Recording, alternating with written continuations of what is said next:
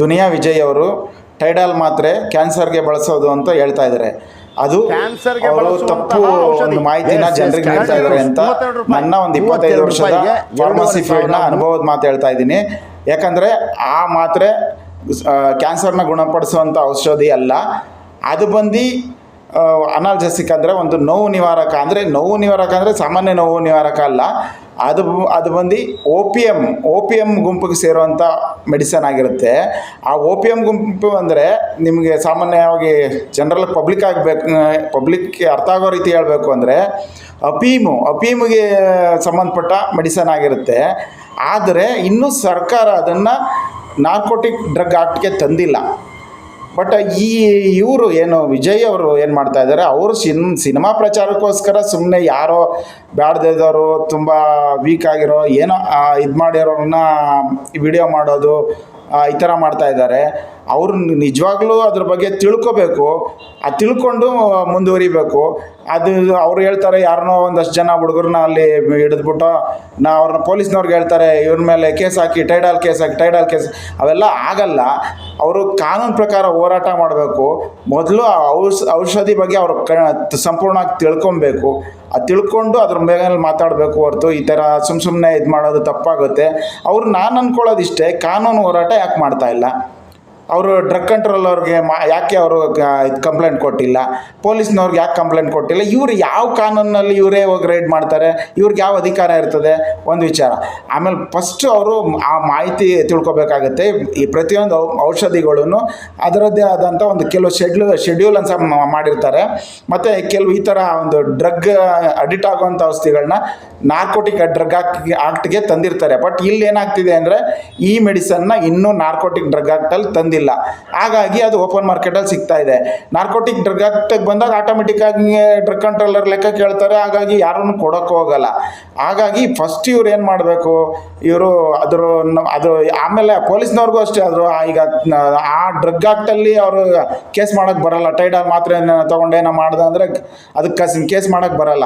ಹಾಗಾಗಿ ಫಸ್ಟ್ ಇವರು ಅದ್ರ ಬಗ್ಗೆ ತಿಳ್ಕೊಂಡು ಸಂಬಂಧಪಟ್ಟ ಒಬ್ಬ ಲಾಯರ್ನ ಹಿಡ್ಕೊಂಡು ಅದನ್ನು ಕೋರ್ಟಲ್ಲಿ ಇವ್ರು ಪ್ರಶ್ನೆ ಮಾಡಬೇಕಾಯ್ತದೆ. ಈ ಥರ ಒಂದು ಔಷಧಿಯಿಂದ ತೊಂದರೆ ಆಗ್ತಿದೆ, ಆ ತೊಂದರೆ ಆಗೋದನ್ನ ತಡಿಬೇಕು ಆಗಿರೋದ್ರಿಂದ ಸಮಾಜಕ್ಕೆ ನೋವಾಗ್ತಿದೆ, ತೊಂದರೆ ಆಗ್ತಿದೆ ಇದರಿಂದ ಅಂತೇಳಿ ಅವ್ರು ಕೋರ್ಟಲ್ಲಿ ಪ್ರಶ್ನೆ ಮಾಡಬೇಕಾಗತ್ತೆ. ಅದು ಬಿಟ್ಟು ಇವರು ಸುಮ್ಮನೆ ಗಿಮಿಕ್ಕೋಸ್ಕರ ಸಿನಿಮಾ ಪ್ರಚಾರಕ್ಕೋಸ್ಕರ ಈ ಥರ ಯಾರೋ ಒಂದಷ್ಟು ಜನ ಹುಡುಗರನ್ನ ಅಮಾಯಕರನ್ನ ಅಥವಾ ಅವ್ರ ಕೆಲಸ ಇದು ಮಾಡ್ದಾರೋ ಟ್ಯಾಬ್ಲೆಟ್ ತಗೋದು ಅಂಥವ್ರ ಮೇಲೆ ಇವ್ರೇನೋ ಇದು ಮಾಡೋದು, ವಿಡಿಯೋ ಮಾಡೋದು, ಡೈಲಿ ಅಪ್ಲೋಡ್ ಮಾಡೋದು, ಅದರಿಂದ ಆಮೇಲೆ ಫಿಲಮ್ನ ಪಬ್ಲಿಸಿಟಿ ಮಾಡ್ಕೊಳ್ಳೋದು ತುಂಬ ತಪ್ಪು ಅಂತ ನನ್ನ ಒಂದು ವೈಯಕ್ತಿಕ ಭಾವನೆ. ಈಗ ನಾನೊಬ್ಬ ಪತ್ರಕರ್ತ ಆಗಿ ಹೇಳಬೇಕು ಅಂದರೆ ಇವ್ರಿಗೆ ರೂಟ್ ಇದೆ. ಫಸ್ಟು ಇವರು RTI ಕಾಯ್ದೆನಲ್ಲಿ ಇವರು ಅಭಿಮಾನಿಗಳು ಎಂಟೈರ್ ಕರ್ನಾಟಕದಲ್ಲಿದ್ದಾರೆ. ಅಲ್ಲಿ ಏನು ಮಾಡಬೇಕು ಅಂದರೆ ಎಲ್ಲ ಕಡೆನೂ ಡ್ರಗ್ ಕಂಟ್ರೋಲ್ ಡಿಪಾರ್ಟ್ಮೆಂಟ್ ಇದೆ. ಈ ಮೆಡಿಸನ್ ಅದೇನು ಟೈಡಾಲ್ ಅಂತ ಹೇಳ್ತಾರೋ ಅದು ಕೆಮಿಕಲ್ ಏನಿರುತ್ತೆ ಅದ್ರ ಮೇಲೆ ಇವರು ಅಪ್ಲಿಕೇಶನ್ ಹಾಕಬೇಕು. ಈ ಮಾತ್ರೆ ಈ ತಿಂಗಳಲ್ಲಿ ಇಂಥ ಒಂದು ತಾಲೂಕಲ್ಲಿ ಎಷ್ಟು ಸೇಲ್ ಆಗಿದೆ, ಎಷ್ಟು ಪರ್ಚೇಸ್ ಆಗಿದೆ, ಸೇಲ್ ಆಗಿದೆ, ರಿಪೋರ್ಟ್ ಕೊಡಿ ಅಂತ. ಅವಾಗ ಯಾವುದೇ ಡ್ರಗ್ ಕಂಟ್ರೋಲರ್ ಕೊಡಲ್ಲ. ಅವ್ರ ಹತ್ರ ಇರಲ್ಲ ಮಾಹಿತಿ, ನಮ್ಮ ಹತ್ರ ಮಾಹಿತಿ ಇಲ್ಲ ಅಂತ ಕೊಡ್ತಾರೆ. ಆ ದಾಖಲಾತಿ ಮತ್ತು ಇವ್ರು ಏನು ವಿಡಿಯೋ ಮಾಡಿದ್ದಾರೆ, ಜನಗಳಿಗೆ ತೊಂದರೆ ಆಗಿದೆ, ಎಷ್ಟು ಜನ ಮಕ್ಕಳೆಲ್ಲ ಇದಾಗಿದ್ದಾರೆ, ಅದನ್ನು ಎಲ್ಲ ತೊಗೊಂಡು ಕೋರ್ಟಲ್ಲಿ ಈ ಒಂದು ಹಾಕ್ಬೇಕಂದ್ರೆ ಪಬ್ಲಿಕ್ ಇಂಟ್ರೆಸ್ಟ್ ಅಂದರೆ ಸಾರ್ವಜನಿಕ ಹಿತಾಸಕ್ತಿ ಅರ್ಜಿ ಹಾಕಬೇಕು. ಅದಾದಮೇಲೆ ಕೋರ್ಟ್ ಏನು ಮಾಡುತ್ತೆ, ಇವ್ರಿಗೆ ಒಂದು ಸರ್ಕಾರಕ್ಕೆ ನೋಟಿಸ್ ಮಾಡುತ್ತೆ. ಆಮೇಲೆ ಸರ್ಕಾರ ಏನು ಮಾಡುತ್ತೆ, ಇದನ್ನು ಬ್ಯಾನ್ ಮಾಡಬೇಕು ಅಥವಾ ಬೇರೆ ನಾರ್ಕೋಟಿಕ್ ಡ್ರಗ್ ಆಕ್ಟ್ಗೆ ತರಬೇಕು ಅನ್ನೋದು ಸರ್ಕಾರ ಡಿಸೈಡ್ ಮಾಡುತ್ತೆ. ಇದು ಬಿಟ್ಬಿಟ್ಟು ಇವ್ರಿಗೆ ಸಿನಿಮಾಗೋಸ್ಕರನೇ ಸುಮ್ಮನೆ ಈ ಥರ ಗಿಮಿಕ್ ಪ್ರಚಾರ ಮಾಡ್ತಾವ್ರೆ ಅಂತ ನನ್ನ ಭಾವನೆ. ಕಾನೂನು ಪ್ರಕಾರ ಹೋರಾಡಿ ಒಂದು ಏನು ಜನಸೇವೆ ಮಾಡಬೇಕು ಅಂತ ಇದ್ದಾರೆ, ಒಂದು ಜನಸೇವೆ ಮಾಡಲಿ, ತಪ್ಪಲ್ಲ. ಅದು ಬಿಟ್ಟು ಏನೋ ಒಂದು ಗಿಮಿಕ್ ಮಾಡೋದು ನನಗಂತೂ ಇದಿಲ್ಲ. ಮತ್ತು ಇನ್ನೊಂದು ಏನಂದರೆ ಲಾಸ್ಟಲ್ಲಿ ಹೇಳ್ತೀನಿ ಅಂದರೆ, ಇವ್ರು ಏನೇ ಮಾಡಿದ್ರು ಈಗ ಈ ಮೆಡಿಸನ್ ಟೈಡಾಲ್ ಒಂದೇ ಅಂತ ಅಲ್ಲ, ತುಂಬ 25 ವರ್ಷದಿಂದನೂ ಕೆಲವು ಮೆಡಿಸನ್ಗಳು ನಾರ್ಕೋಟಿಕ್ ಡ್ರಗ್ಸ್ ಇರ್ತದಲ್ಲ, ಅದನ್ನೆಲ್ಲ ಏನು ಮಾಡ್ತಾರೆ, ಈ ಥರ ಹೊಸ್ದಾಗಿ ಬಂದಾಗ ತುಂಬಾ ಪಬ್ಲಿಕ್ ಯೂಸ್ ಮಾಡೋಕ್ಕೆ ಶುರು ಮಾಡಿಬಿಡ್ತಾರೆ.